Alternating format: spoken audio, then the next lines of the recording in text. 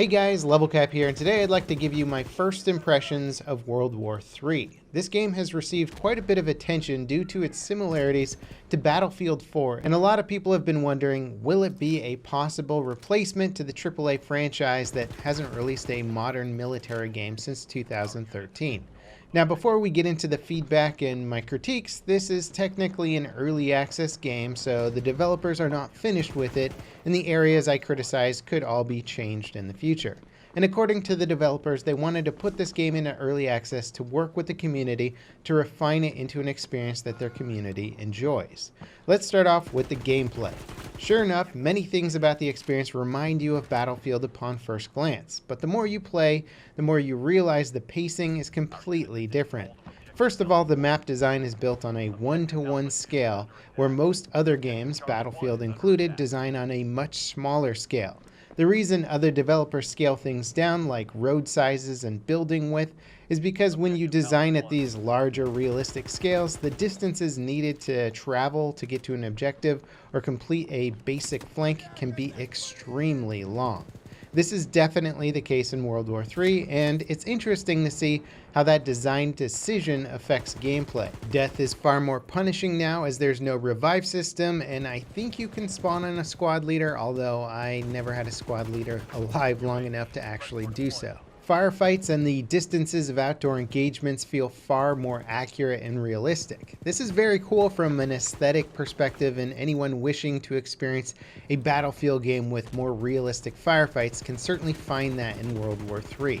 The gun mechanics are probably one of my favorite aspects of the game. The recoil feels realistic and also changes significantly with weapon upgrades. Tap firing at long distances is very effective, and because of the average firefight distance, I was finding that 4x scopes were far more usable than red dots. It's sort of the battle royale effect. If you're realizing that most of your engagements will be at further distances, you're going to start preferring the longer range optics. RPGs are a bit too good against infantry right now, and they're starting to dominate close quarter firefights. I think the splash on them should be reduced so that they're not used as much as anti-infantry weapons, as they're just a little bit too effective. And now that I've seen the meta change, people are just RPGing the crap out of people in close quarters. The lighting engine is a little bit extreme, and I can see the developers are using the sort of engine controlled light dark transitions, which I really hate in video games, and it does make it hard to pinpoint and see enemies at times. The muzzle flash and the screen flinch and stuff like that also make it pretty difficult to track enemy targets in firefights. There is a hipfire reticle in game, but it's very, very faint, and I think the developers are kind of encouraging you to use a laser sight if you want a more pronounced hipfire reticle. The problem I have with the laser is that once you ADS with the laser on, it almost obstructs your like ADS view, so I think they should just tweak the laser a little bit. Overall though, the gunplay is really cool. I like a lot of things about it. It needs a little bit of tweaking and refinement, but it's a very, very good starting place for an early access game.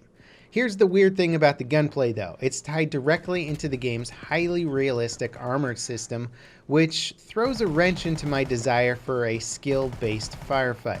Now, if you really like the idea of a highly realistic damage model, you might actually really enjoy the armor system in this game. Just like real-life soldiers in World War III have armor plates on their chests, they also have armored helmets. Steel plates will stop most standard assault rifle rounds in game, and the damage mitigation for shooting someone in a plate can be up to 95%. So imagine you've been playing shooters for a long time, maybe your whole life, and you've been used to shooting people in the upper chest or center mass. Well, if you aim perfectly at the chest of your opponent, you may be screwing yourself over in World War III. Armored helmets also can mitigate a lot of the damage, and heads are small targets, so it's not necessarily the best option to shoot at the head either unless you get a face shot.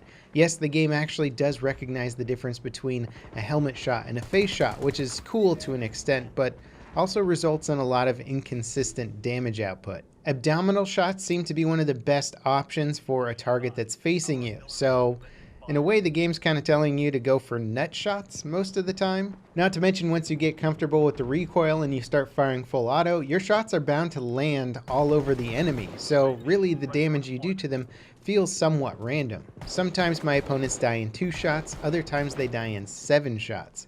Having that kind of firefighting consistency really isn't my favorite. Also, when flanking enemies, their armor is almost non-existent, so you can practically instant kill somebody from behind. Also, some of the starting weapons, like the sniper rifle, just isn't powerful enough to shoot through an enemy's helmet, so one-shot headshots are not guaranteed kills, and they'll actually give you a ting sound for getting a headshot, and you'll see your opponent's helmet get knocked off, and it'll do good damage, but it won't kill them. And occasionally a long-range sniper round, if it, say, hits an enemy's plate, will do as little as 13 damage from my experience. I heard that the higher level sniper rifles are actually a lot more effective, and I'll let you know if and when I unlock them. We'll talk about the progression system a little bit later. Now, just like in Battlefield, squad play is an option in World War III, but aside from spawning on your squad leader, there seems to be little other reason to actually be in a squad. Again, this is my first impressions of the game, so I didn't immediately notice any sort of major benefits of being in a squad, but there could be something that I'm missing here. The main mode that you play is very similar to Battlefield's Conquest, except that it offers linked capture points. I believe that linked capture points generate more points for your team if you control both of them. So holding C1 and C2 is better than holding C1 and B1. Does this add an interesting new element to strategy in the game? I'm not really sure too many people actually understood this mechanic while I was playing, and to be honest, I feel like it might actually focus a lot of the combat around two objectives more than encouraging players to hit unexpected objectives. It's really hard to say this early on. Also, objective spawn locations are just so bad and result in more spawn deaths than Battlefield, if you can believe it. One big issue with playing the standard game mode right now is that it doesn't rotate maps between rounds. They simply kill the server and you're ejected back to the main menu. Then when you join a new round, the game starts before the server is full usually, so you have like a 5v5 going on with these massive maps and no action for like 5 to 7 minutes as things begin to slowly fill up. This system definitely needs to change. Rounds need to start with fully loaded teams from the beginning.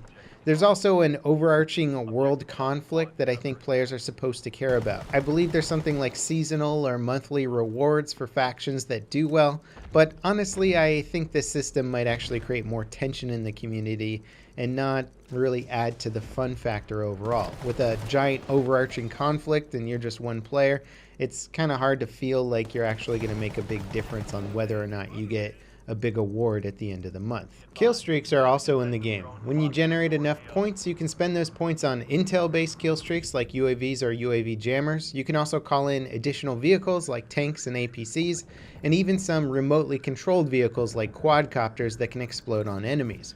Of course, bombing runs and artillery strikes are options as well.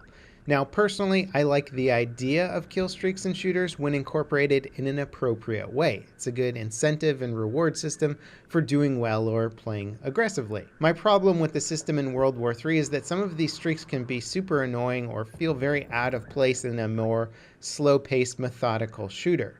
For example, the quadcopter flying bomb. Imagine running for 2 to 3 minutes to get into the right position, and then a super fast moving flying bomb just detonates on you, sending you back to the spawn screen. In Call of Duty, you can respawn and be back in the firefight in a matter of seconds, so it kind of fits in more with the gameplay. But in World War III, that quadcopter might mean going back to another 2 minutes before you see any actual action.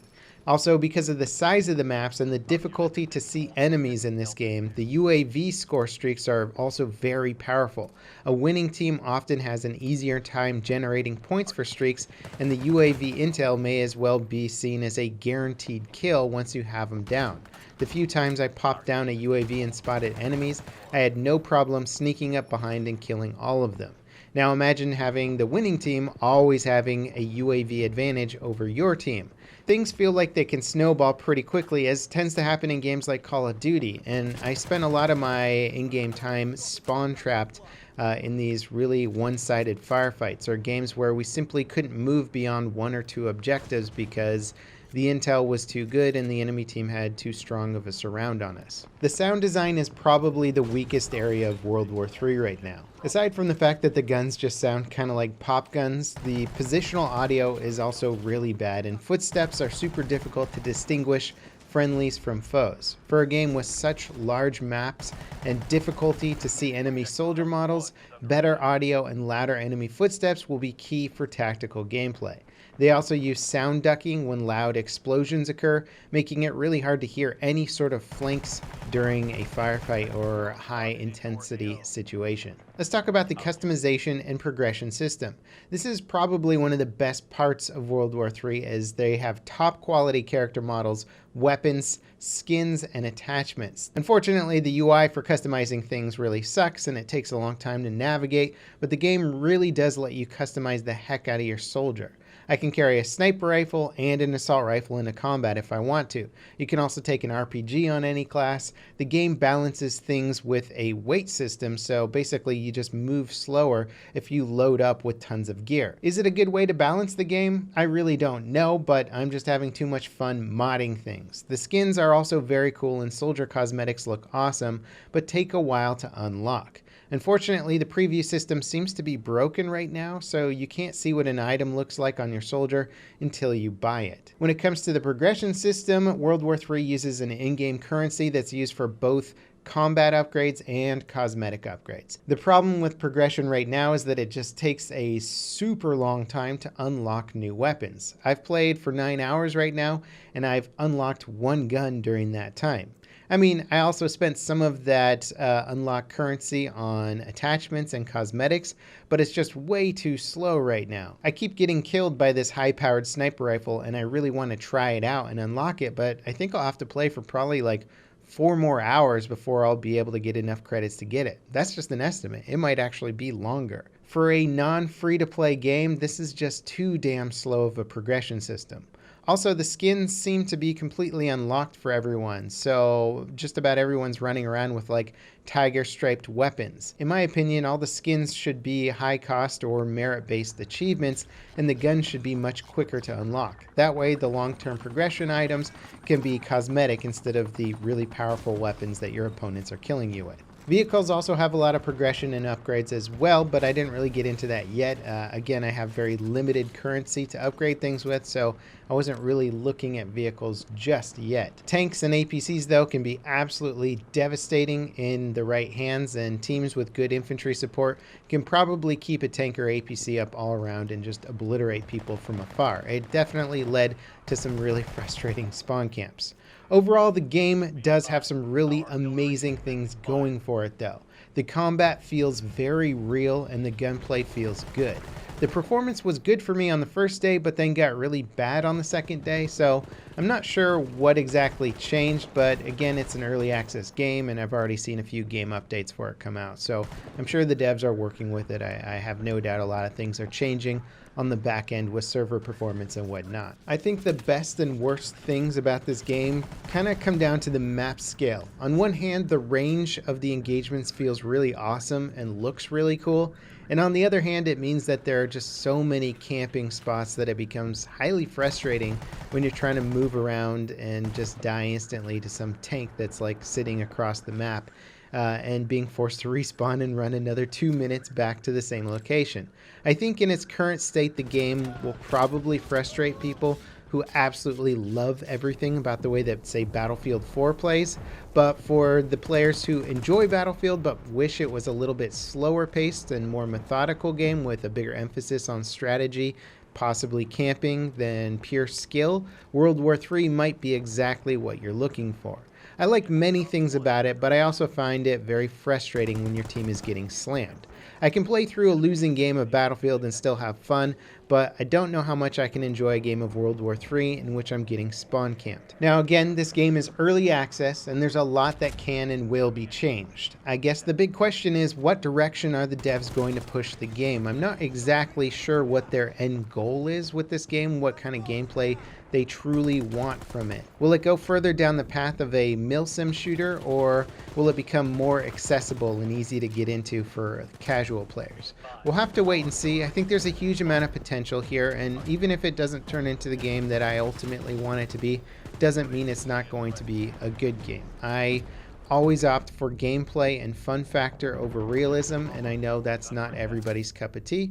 And a lot of people that I was talking to about the armor system are kind of interested in a different damage model, one that reflects reality as opposed to just gameplay and game balance. So, you know, there's different gamers out there. There's people that want different things from games, and we'll have to see again what the devs plan in the long run is with this title. If any of this sounds really cool to you, it's available now in early access on Steam, I think for around 27, 28 bucks, something like that. So check it out if you're so inclined to support this development team and you like what they're doing here. As always, thanks for watching, guys, and I'll see you next time. This is Level Cap signing off.